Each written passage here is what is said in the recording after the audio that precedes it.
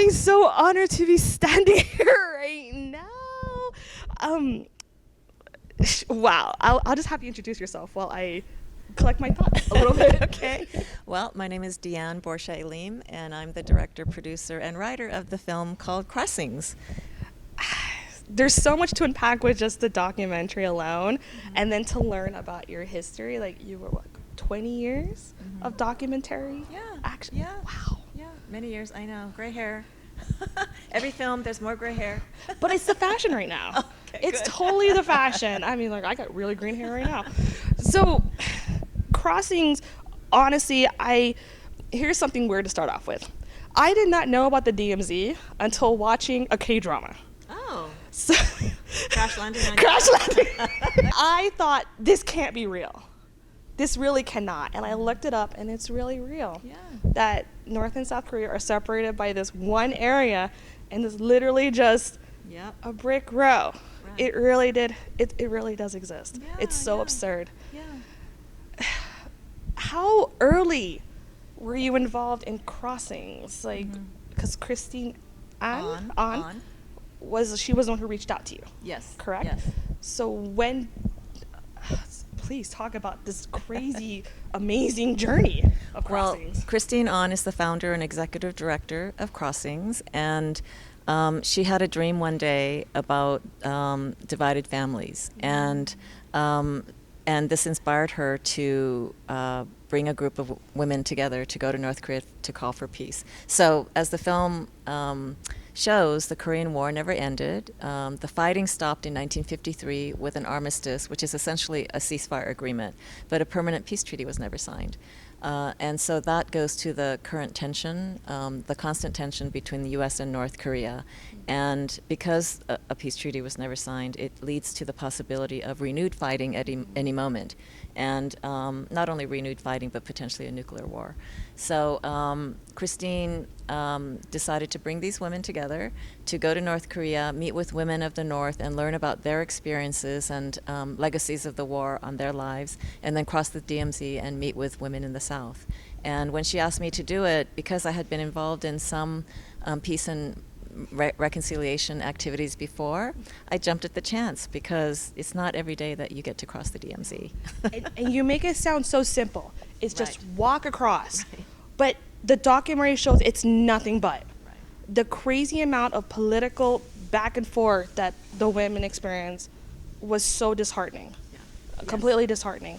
And I will be the first to admit that I was completely ignorant of a lot of the things the documentary presented.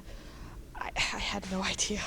And it was really eye-opening. Yeah, I mean, I think most Americans don't know much about the Korean War, and may not even know really where Korea is on the map. And so the goal of the film is to raise awareness about this unended conflict and open people's minds a little bit about Americans' role in dividing Korea, and also in fighting in the war and bringing it to closure, because it was an American war, and it's still ongoing via sanctions and war games and so on, and we have a responsibility to bring it to a close. Which I thought the documentary did a really good job of explaining, especially to people ignorant like me who had no idea. But now I'm kind of curious about the technical aspects of the filming. When you first got onto this project, did you have a plan of like, okay, I hope to cover this kind of idea, like, or I must hit this point, like, or how did the documentary get filmed, or did you just let it happen and organized it later? Yeah, I went in having done some interviews of the main organizers, and then my goal as a filmmaker was to primarily observe the women and get as much documented as we could. It's really observational on the ground at the moment. So I wasn't sure what would actually transpire and whether they would actually be able to cross the DMZ. I was hoping that they would. My kind of process was to follow them as closely as possible, document as much as possible, and hope that there was a story there. And there was. There was an amazing story. I mean, I hope everybody gets to watch this documentary. It really opened my eyes to a lot of things. how can people become involved? Because I'm pretty sure a lot of people are going to be passionate about this after watching the documentary. Yeah, well, I hope everyone will come to the LA Asian Film Festival May 10th, screen it on May 10th, get tickets. Also, people can go to mufilms.org, mufilms.org, to find out more. And then also get involved in Women Cross DMZ, womencrossdmz.org. And actually, just kind of one more question. A lot of women probably feel like because they're not white or they're not a person of privilege, they can't join in on these things because it takes a lot of money and effort.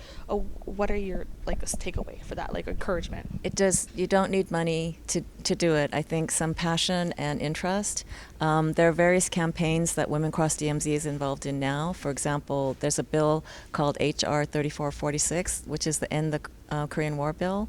You can write to your local congressperson, call your local congressperson to support that, and basically to support diplomacy. I think that we will have repeated crises with North Korea, and we'll see, crises unfold. I mean, I hope not, but it's probably inevitable until we do have a peace agreement of some sort.